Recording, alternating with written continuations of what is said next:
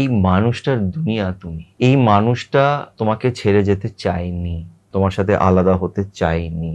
এই মানুষটা তোমার সাথেই থাকতে চেয়েছিল, তোমাকে ভালোবাসে। এই মানুষটা তোমাকে নিজের সোলমেট মনে করে, যার সাথে ও অনেক কমফোর্টেবল, যার সামনে সে সবকিছু বলতে পারবে, শেয়ার করতে পারবে। ভালো বন্ধু, ভালো কম্পেনিয়ন, পার্টনার, সবকিছু ও তোমাকে নিজের দেখে। ওর সাথে তোমার হঠাৎ করেই ব্রেকআপ হয়ে গেছে, হঠাৎ করেই তোমরা আলাদা হয়ে গেছো। একটা সময় ছিল যখন তোমরা একে অপরের সাথে অনেক স্বপ্ন দেখেছিলে, সাথে থাকবে, এই রিলেশনশিপটাকে এগিয়ে নিয়ে যাবে। খুব কমফোর্টেবলও ছিলে তোমরা একে অপরের সাথে, অনেক কিছু ভেবে রেখেছিলে। কিন্তু হঠাৎ করেই কোনো কারণে আলাদা হয়ে গেলে। এবং এখন তুমি হয়তো এটা ভাবছো যে এই মানুষটা কি আমায় সত্যি ভালোবেসেছিল? যদি ভালোই বেসে থাকতো তাহলে আমার সাথে নেই কেন, আলাদা হয়ে গেছে কেন? সত্যি কি আমাদের ভালোবাসা জেনুইন ছিল? সত্যি কি এই মানুষটা আমাকে কখনো ভালোবেসেছিল?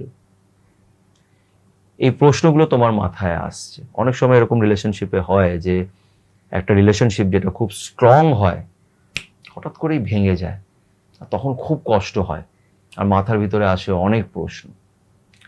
আজকে এই প্রশ্নগুলোরই উত্তর দেব এই ট্যারো কার্ডের মাধ্যমে। তো চলো আজকের এই রিডিংটা একটা পজিটিভ মাইন্ডসেটের সাথে শুরু করা যাক।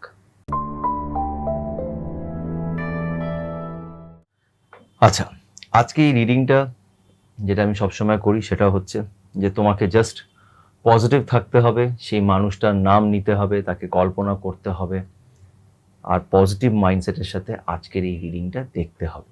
কার্ডটা বেরোনোর পর আমি সেই কার্ডটা দেখে পরিস্থিতি বলবো, একটা সিচুয়েশন বলবো, একটা বা দুটো সিচুয়েশনও হতে পারে।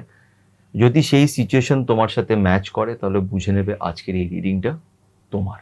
তো চলো আর সময় নষ্ট না করে আজকের এই রিডিংটা শুরু করা যাক। সবাই পজিটিভ থেকো। Let's start.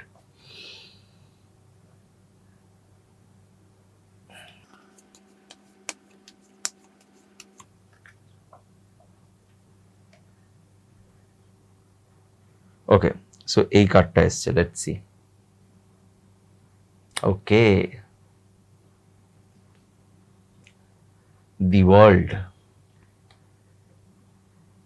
ওকে, দেখা যাক এই কার্ডটা কি বলছে। দেখো, আজকের এই যে কার্ডটা এসছে এটা হচ্ছে the world. The world card মানে এই মানুষটার দুনিয়া তুমি। এই মানুষটা তোমায় সত্যি ভালোবেসেছিল। তোমার মাথায় যদি এই প্রশ্নটা এসে থাকে যে এই মানুষটা আমাকে সত্যি ভালোবেসেছিল কি না, তাহলে এটার উত্তর হচ্ছে ইয়েস, এই মানুষটা তোমাকে ভালোবেসেছিল। কিছু আই গেস তোমার তরফ থেকে মিসআন্ডারস্ট্যান্ডিং হয়েছে, কিছু ভুল বোঝাবুঝি হয়েছে, বা এমন হতে পারে তোমাদের মাঝখানে কোনো থার্ড পার্সন এসে তোমাদের মধ্যে প্রবলেমস ক্রিয়েট করেছে। বিকজ এই মানুষটা তোমাকে ছেড়ে যেতে চায়নি, তোমার সাথে আলাদা হতে চায়নি। এই মানুষটা তোমার সাথেই থাকতে চেয়েছিল, তোমাকে ভালোবাসে, আজও ভালোবাসে, তোমায় মনে করছে, তাই জন্য তুমি একে মনে করছো। কিন্তু কোনো একটা থার্ড পার্টি এরকম হতে পারে যার কিছু গন্ডগোলের জন্যে তোমাদের মধ্যে মিসকমিউনিকেশন হয়েছে আর তোমরা আলাদা হয়ে গেছো। কিন্তু তুমি ওকে যেহেতু ভুলতে পারোনি, তোমার মনের ভেতরে একটা আশা আছে, তার কারণ হচ্ছে সেই মানুষটাও তোমাকে ভালোবাসে বলেই তুমি এখনো সেই মানুষটাকে নিয়ে ভাবছো। আমি তোমাদের এটাই সাজেস্ট করব যে যদি এমন কিছু তোমাদের মনে হয় যে একটা কোনো মিসআন্ডারস্ট্যান্ডিং হয়তো হয়েছে বা কোনো থার্ড পার্সন মাঝখানে প্রবলেম ক্রিয়েট করেছে, তাহলে আমি বলবো যে ইমিডিয়েটলি এই মানুষটাকে কল করো, কথা বলে দেখো। বিকজ এই মানুষটা তোমাকে খুব ভালোবাসে, এই মানুষটা তোমাকে নিজের সোলমেট মনে করে, যার সাথে ও অনেক কমফোর্টেবল, যার সামনে সে সব কিছু বলতে পারবে, শেয়ার করতে পারবে। ভালো বন্ধু, ভালো কম্পেনিয়ন, পার্টনার, সব কিছু ও তোমাকে নিজের দেখে।